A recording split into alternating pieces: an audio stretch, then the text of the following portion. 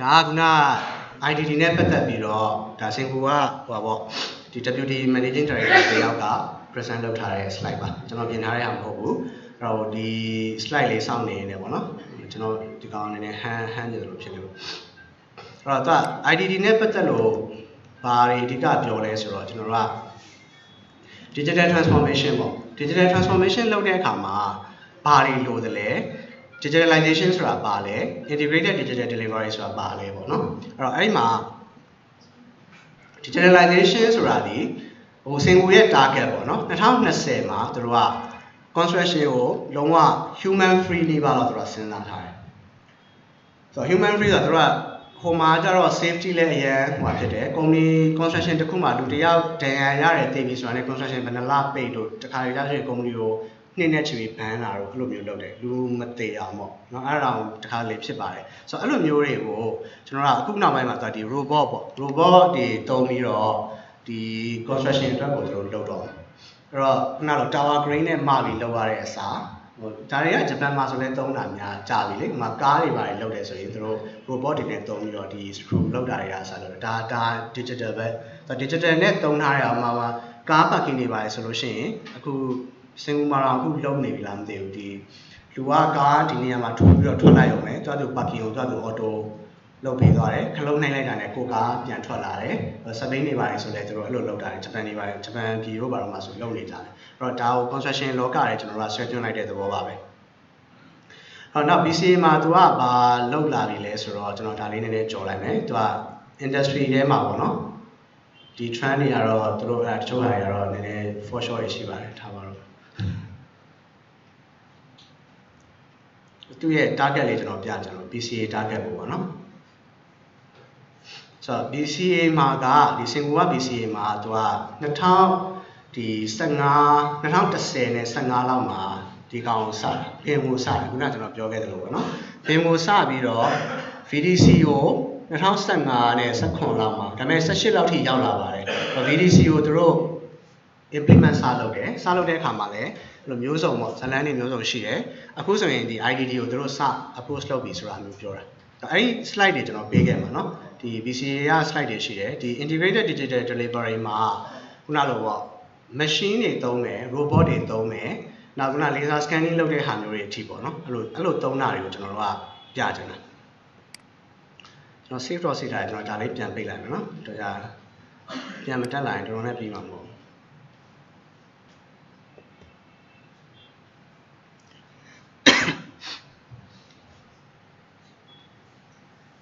နောက်ဒီအားစင်ကူပင်ကိုင်းကစာမျက်နှာ200ကျော်ရှိပါတယ်အဲ့မှာသူ BIM sorry VDC guide ပေါ့နော် VDC နဲ့ပတ်သက်လို့ရှိရင်ဒီမှာသူရေးထားတာတွေအများကြီးပဲဟိုနည်းနည်းချက်ပြရအောင်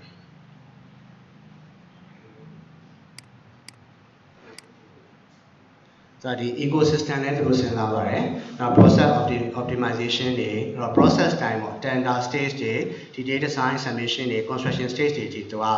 ဒီခုနကကျွန်တော်ပြောတဲ့ ICP တို့ပါလဲဒီမှာပါပါတယ်ဒီမှာ ICP တို့ PCP တို့เนาะအဲ့ notes ကိုကျွန်တော်ပေးခဲ့မှာပါအဲ့ဒါဆိုရင်နည်းနည်းလေးဟိုမသိလို့ရှိရင်လည်းကျွန်တော်မေးလို့ရပါတယ်ကျွန်တော် Facebook account ကတော့ရန်နိုင်ပုံနဲ့ပဲဖွင့်ထားတာပါ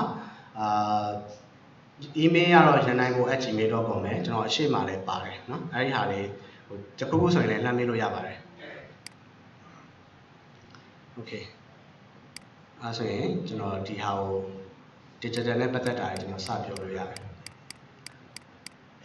။ဒီမှာဘာတွေရှိလဲဆိုရင်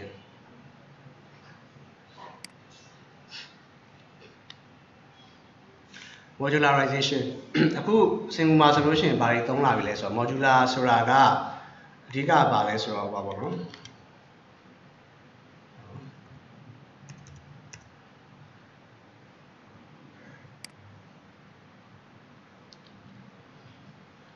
ကျွန်တော်ကအပြင်မှာ construction မလုပ်ခင်ပါပေါ့နော်အပြင်မှာဒီ frame ကိုတစ်ခါလေးလုပ်ပြီးသွား fix လုပ်ပြီးသားတကယ် construction လဲလုပ်တော့အဲ့ဒီကောင်ကို grain နဲ့ဆွတ်လိုက်အောင်ပြီးရင်လိုအပ်တဲ့နေရာတွေမှာ bonnet သုံးမယ်ဆိုလဲ bonnet wedding ဆိုလဲ wedding ပေါ့ကျွန်တော် modular လေးတွေလုပ်တာအခုစင်ကူမှာခစ်စားလာတဲ့ subject တစ်ခုပေါ့သူတို့ BC ရလည်းအရင်လှည့်တယ်အဲ့ modularization ကို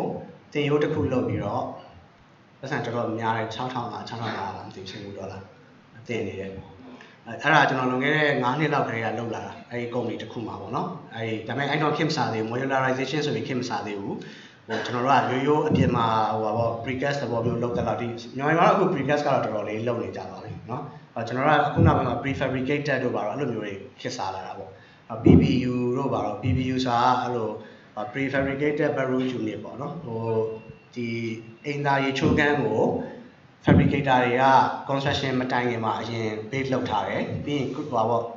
ကားကြီးတွေနဲ့တည်လာတယ် construction မှာတခါလေးကောက်ဆုပ်လိုက်အောင်ပဲအဲ့တော့ဒီ construction period တက်တာတာမျိုးပေါ့နော်နောက်တစ်ခုဆိုလို့ရှိရင်လည်းဒါလည်းကျွန်တော် Navisworks တို့ပါတော့ねကျွန်တော် render လုပ်ထားတာပါတော်တော်လေးဟိုဟာဖြစ်တဲ့ဟာမျိုးပေါ့နော်ဒါဆိုလို့ရှိရင် render လုပ်ပြီးတော့ဟိုပါပေါ့ construction sequence ပေါ့နော်ဒီ module frame လေးတွေကိုပဲဘာလို့အဲ့ project မှာကျတော့သူက existing building ရှိတယ်တိုင်တွေရှိတယ်အဲ့တော့ဒီ module ကိုအကြီးလုပ်လို့မရဘူးအကြီးလုပ်လို့မရမယ်ဒီတေးသေးလေးနဲ့ဒါက 4D လို့ပါတော့ဒါဒီသဘောတရားပဲကျွန်တော်ကဒီ constructible လုပ်လို့ရတယ်ဒီ module ဒီ size နဲ့ဆိုလို့ရှိရင်ဒီ area ကိုဘယ်လိုဝင်လို့ရတယ်အဲ့လိုဟာမျိုးအထိကျွန်တော်တို့ရှင်းပြတာမျိုးပေါ့နော်နောက်တစ်ခုက point cloud ဆိုတာကကျွန်တော်ပြောရဲဟိုပါပေါ့sorry laser scanner ဒီဟာကျွန်တော် plot 360လို့ခေါ်တယ်ဒီ scanner လေးကခုနကကျွန်တော်ဆရာတော်ကျော်ပြောနေထည့်ထားတာဘာလို့အဲ့ project ကကျွန်တော် lateral single ကနေမလာခင်မှာလုပ်ထားတဲ့ဟာမျိုးကျွန်တော်ရိုက်ထားပြီးသားဟာလေးထပ်ဖြည့်လိုက်တာအဲ့မှာပါလဲဆိုတော့ကျွန်တော်တို့ကအဲ့ဒီ Australia တယောက်က specialist ပေါ့သူကတော့ surveyor အဲ့ဒီ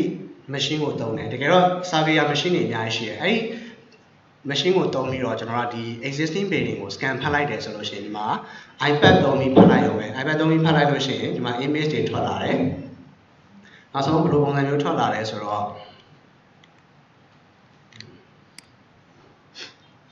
ဒါ laser scan ဖတ်ထားတဲ့ image ဒါသူကမလုပ်ရသေးဘူး finalize မလုပ်ရသေးဘူးအဲ့မှာ design ပုံစံထွက်လာတာအဲ့ထဲကဟိုကျွန်တော်အဲ့မှာနည်းနည်းလမ်းလျှောက်တဲ့ပုံတွေပါလေကျွန်တော်လမ်းလျှောက်နေတဲ့ခါတွေလည်းပါရှိတယ်အဲ့ဒါဆိုလို့ရှိရင်ဟိုတကယ်အပြင်မှာရှိနေတဲ့အတိုင်းလူဆိုလဲလူရုပ်ပေါ့နော်အဲ့လိုပုံစံမြင်ရတယ်ကျွန်တော်သူနဲ့ discuss လုပ်နေတဲ့ဟာကိုကျွန်တော်ခွင့်တောင်းပြီးဗီဒီယိုရိုက်ထားတာအဲ့မှာဟောပေါ့ခဏလေး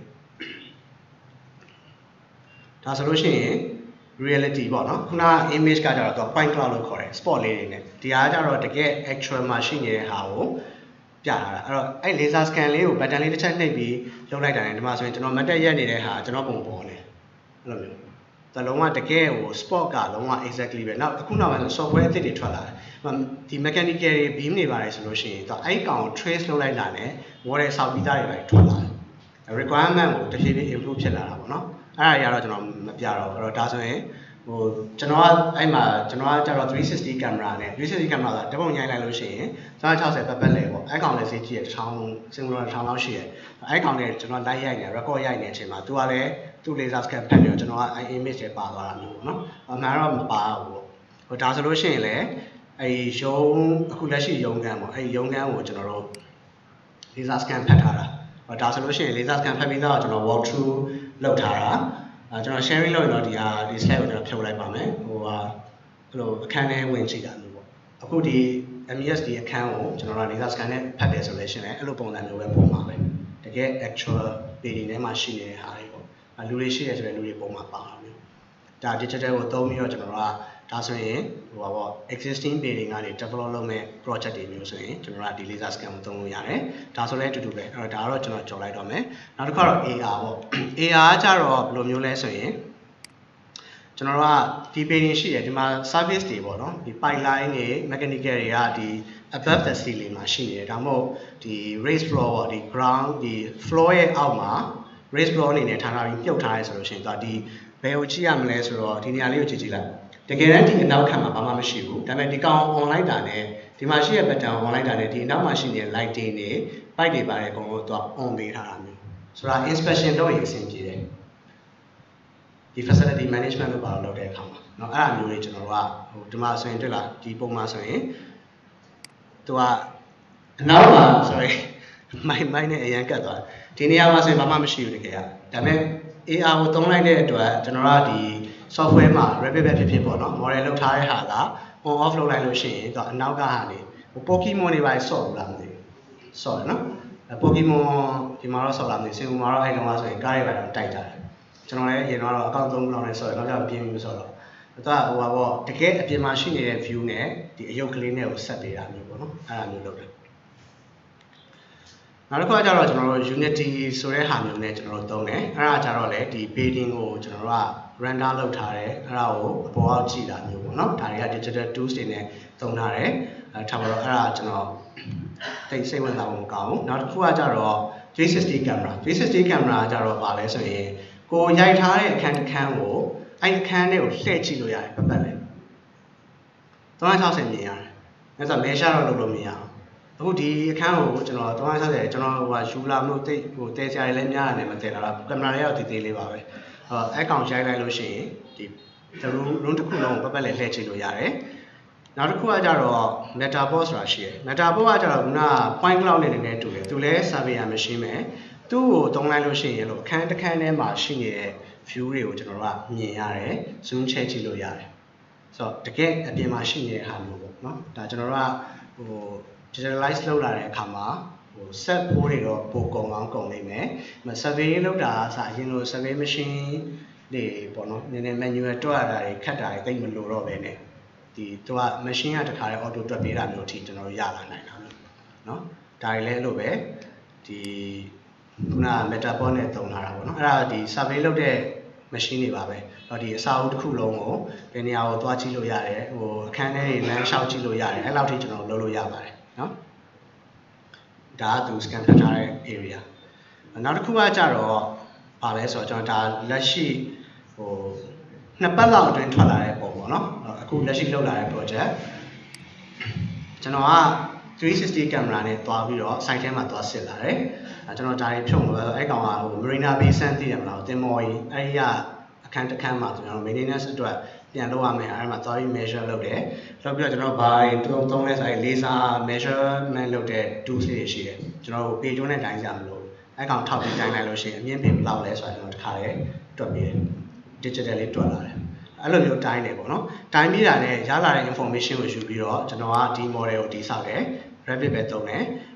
ပြီးတော့ကျွန်တော်ဟိုပေါ့ auto render လုပ်လို့ရတဲ့ software တစ်ခုကိုသုံးပြီးတော့ဒီပုံထုံလေးထိကျွန်တော်တင်ပေးထားတယ်အဲ့ဒါကြီးတင်ပါပေါ့နော်ဟိုဆရာမဝင်လို့စီမှာကျွန်တော် sharing အဲ့လိုပေါ့ဟိုစာတင်ပေးမယ်ဆိုပြီးတော့ပြောထားတယ်အဲ့ဒါကြတော့ဒီဆွဲထားတဲ့ model ကို client ကိုခုနကျွန်တော်ပထမဟို VDC တို့ BIM တို့မှာပြောခဲ့တဲ့ visualization ဆို client ကိုဒါမျိုးပြရင် client ပြောတာပေါ့ဟောငါအစာကိုစောင့်မှာဒီလိုပုံစံမှာလားเนาะကျွန်တော်ကတခါတည်းမြင်ကြည့်လို့ရတယ်ဘယ်နေရာမှာက rack တွေရှိမယ်ဘယ်နေရာမှာ existing beam တွေရှိမယ်ဘယ်နေရာ M&E ဒီဘာပေါ့ trunking တွေသွားမလဲเนาะ electrical trunking တွေသွားမလဲစသဖြင့်ကျွန်တော်တို့ကအကုန်လုံးတခါတည်းကြည့်လို့ရတယ်နောက်ဒါဆိုလို့ရှိရင်ခုနဟာကျတော့ electrical service တွေဒါကျတော့ mechanical service တွေပေါ့เนาะဟိုခြေလာတွေပဲမှာထားမလဲတော့အဲ့လိုမျိုးတွေပေါ့နော် cooling tower ဆိုရင်လည်း cooling tower မှာထားမလဲ pipe တွေဆိုရင်ဒီ raise flow အောက်မှာထားရဲဆိုရင်ဘယ်လိုပုံစံမျိုးရှိမလဲအဲ့ဒါမျိုးတွေကိုကျွန်တော်တို့ visualize လုပ်လို့ရတယ်ပြလို့ရတယ်နောက်တစ်ခုကကြတော့ကျွန်တော်တို့က safety ပေါ့နော် digital for safety အဲ့ဒါကြတော့ကျွန်တော်ဒီမှာနည်းနည်းဟိုဟာလေးတစ်ခုဖွင့်ပြမယ်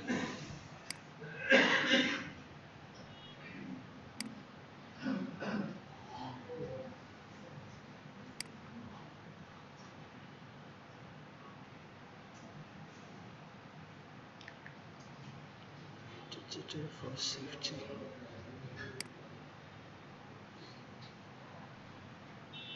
စကားကျွန်တော် recording လုပ်ထားတော့စက်ကလည်းနှေးနေသူ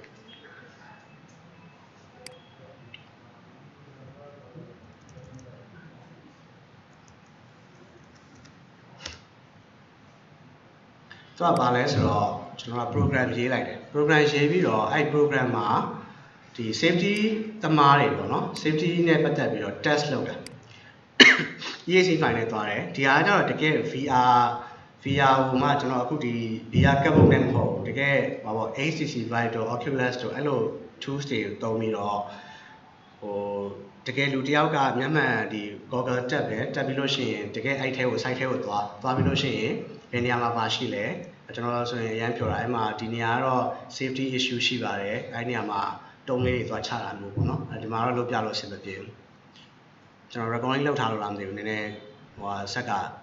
ခိုင်းတာနည်းနည်းများတော့ projector နဲ့လည်းထိုးတာတော့နည်းနည်း လုံနေရကြားနေ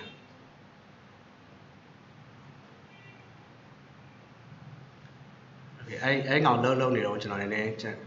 တဲ့ဟာရလည်းမရတော့ဒုက္ခ